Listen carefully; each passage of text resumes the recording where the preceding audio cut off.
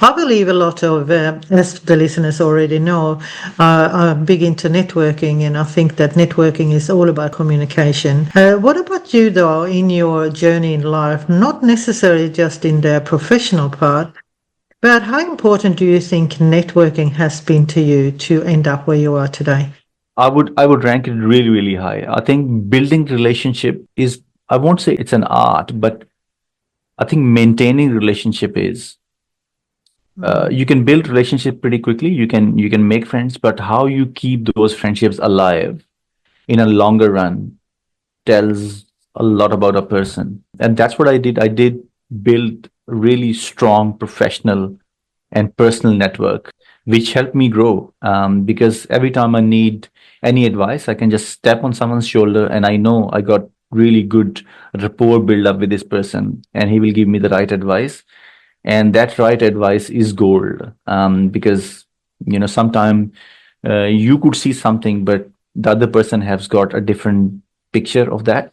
And to have that different perspective coming to you like free advice and like precious advice, Mm. I think that's invaluable. And that always comes from building good relationships. Well, that sounds like what you just said to me is also it's to pick people that you like and pick people that know things that you want to learn. So that could be mentors. They can be mentors in your mind, but they don't know it. So did you have someone that really supported you on your way that you can remember? Could be a mentor or a coach or a parent or a relative that you think meant a lot to you in life? In Australia, because I've been married to a wonderful person for 16 years now, and I felt that her support is something which encourages me to do better. And every time I'm stuck somewhere and I need to get the positivity, I always ask for advice from better half, Mhm. and she always guides me, and she tells me that this should be the pathway, and then we discuss and we mutually understand and see where we can go from there. And she encourages me to be myself and the best version of myself, which is a blessing. Also in my circle, I won't say that I got one or two mentors. I got a lot of mentors as well. And they are mentors from different domains of life as well. I got my parents who always, whenever I need any advice, a life advice, I always ask them for advice. And my elder brothers, I got few people in Australia where I am in contact with them almost every week. I'll probably mention his name, Andrew Stark. He's like brother to me, and he always guides me in emergency management space as well as some professional and personal advices as well. And I build those relationships over the years, probably over a decade now, to be in that safe space with them. So you just tap on the shoulder. They know your story in and out. They know your passion. They know you what you really wanted to achieve in life, and then they give you the right and the bright advice at that Mm. time. So, Uh, can in you remember some really good advice you got from one or two mentors or advice, or can you remember anything that really stuck with you? We had a really good opportunity came from one of the country where they wanted to do a few things with my company. And when we had that meeting, I always have these board members with me too on those meetings, especially at high level. And after the meeting, we just sat down and we say, why we're trying to achieve, what are we trying to achieve out of this business? Mm. And we said we wanted to save lives. And if we're trying to save lives, I think the things which should matter the most to us should be our emphasis on saving lives, not to do other things. So we said, okay, let's just refocus and reshift all of our energy towards what we're really trying to achieve, saving lives through communication, through technology. And we just reshift our focus out of that meeting. I think that was a really good meeting at that time. And then, yeah, from then on, we were like unstoppable. Sounds great. Okay, listeners, we're going to take a little break and we're going to listen to our sponsors. Okay, listeners, we are back here with Rashid, and I'm just curious to hear. We were talking about networking, basically, we're talking about communication, and you mentioned that it's really important to maintain your contacts and your connections. So, how do you maintain them? Time is the most precious commodity in life. I think if you invest your time wisely and provide that time in a relationship, I think that's the most valuable asset. And that's where I invest. So whenever, I get some time, I need to have a bit of chat, even if you want to say hello, because sometimes people just need to hear your voice. And I try to do that, on a very regular basis. So it's not just whenever I need someone, I should call them. It's sometimes you just need to give them a call and say hello. And if you need something, that's another thing. But even if you don't need anything, you just call someone and say, hey, going. Hmm. So, if you look at being in two cultures, you grow up in one country and move to another, which I did as well. So, what do you think you learned from that part of your journey? What is the good stuff that you learned from Pakistan, for example, that you took with you to Australia, or vice versa? I think building good social circles. I grew up in a family where they had some really good social circles, and they're always there for help. So whenever you need them, your neighbors will come and help you in a way that you don't even think your family could come and help. And that's what I did as well. I bring those good social network skills in Australia with me. So how to talk to people, how to maintain good relationships, speak to your neighbors, talk to your neighbors, invite them over dinner if you find some good neighbors. And if you got some really good neighbors, you are a very lucky person on earth, I think. And if you got good neighbors, try to maintain those relationships, because your kids are going to play with their kids, and or vice versa, and nurture them in a way that they become healthy relationships. So even if you're gone from one area to the other area, you just keep that relationship open. The same goes with the professional network. So if you're working in an environment, try to be simple in that way. Try to keep things very simple. And even if you wanted to say hello, just say hello, and try to genuinely help someone if someone is in need, even if it's a small advice or a small gesture. Like a smaller gesture is a smile. You can either smile and maintain those relationships. I had a wave friend when I was working for one of the organizations. So I used to wave at that person every day when I used to park my car. So we used to park the car in kind of very close to each other, 1 or 2 bays apart, and our timing was kind of aligned every day. So we kind of come at the same time around 9 o'clock. We walk up, and every day, I used to wave at him, and then from that wave we become wave friends. And one day we just waving at each other. He said, "Let's just catch up for a coffee." And I said, "Okay, let's go and have a cup of coffee." And from that cup of coffee, he gave me so much good advice, and he gave me kind of business from that, from a small consulting thing. And I never anticipated that.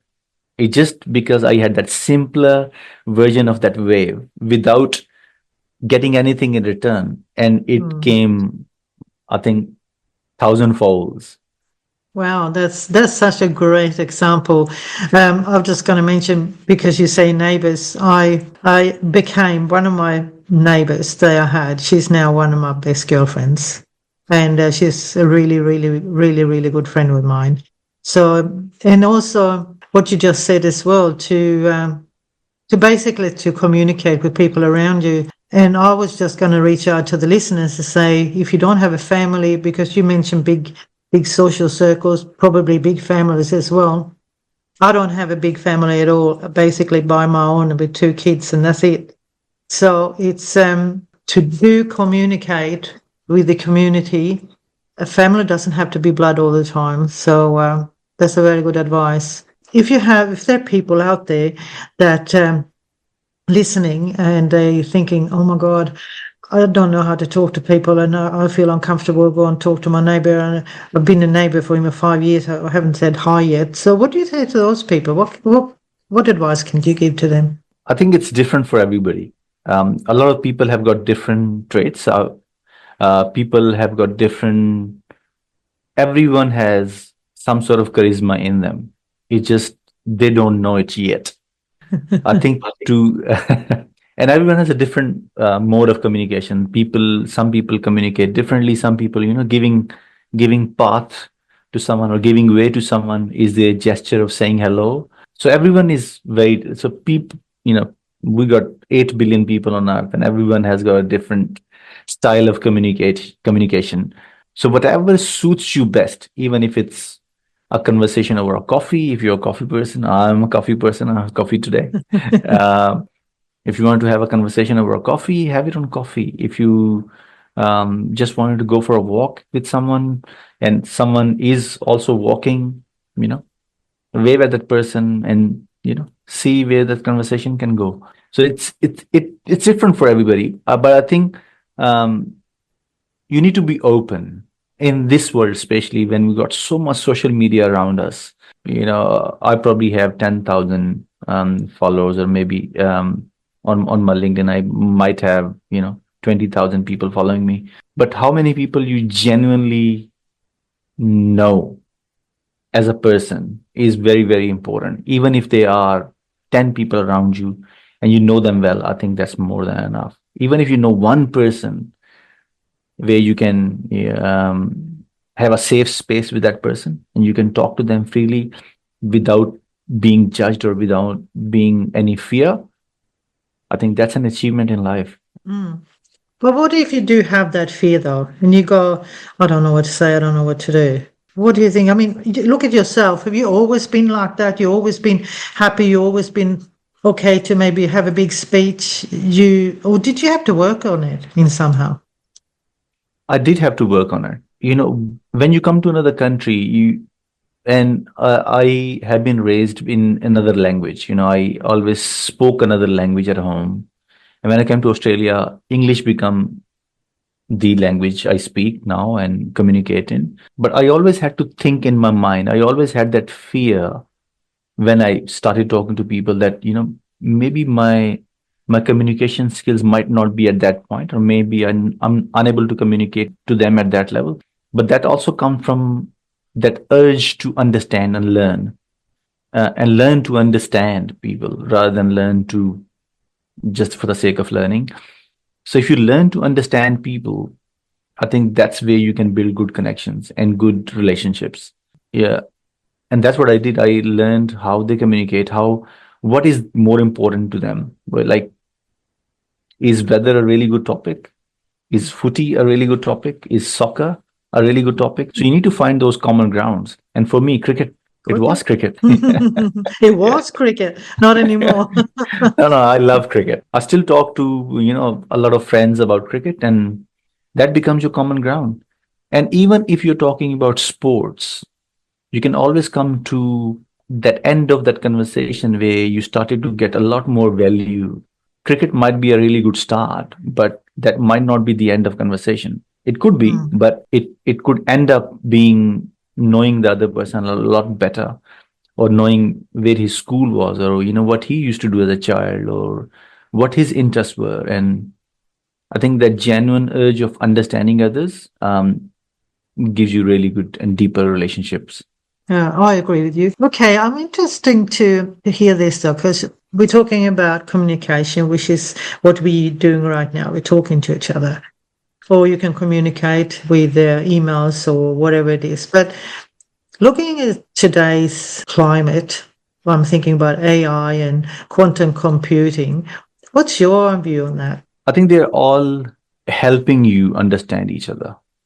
You can utilize these technologies. When I was growing up, there was hardly any computers. There was no mobile phones. That's for sure. So I am that old.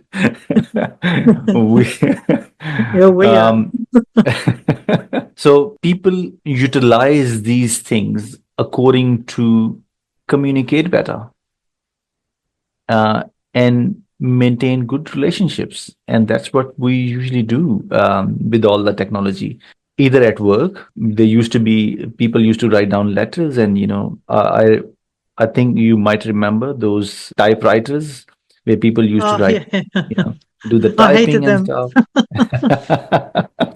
Hated them. a, a lot of paper waste, but still, there was a mode of communication, and the same thing goes with the emails today. You can write nice emails and build really good practical emails to communicate effectively to each other, and the meeting minutes come out of that. And then all these AI gadgets which are taking the market by storm, I think they are always there to help you. So if you wanted to get good help from these gadgets and from these new technologies which are coming over, we can do better. We can do a lot better.